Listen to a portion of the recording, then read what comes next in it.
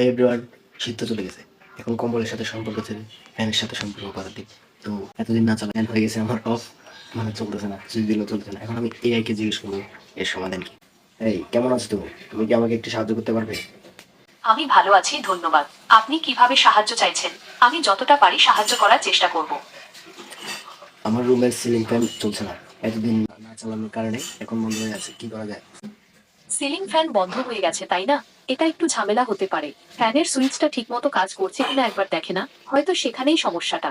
আর ফ্যানের মোটরটা সঠিকভাবে কাজ করছে কিনা সেটাও খেয়াল করে দেখতে পারেন।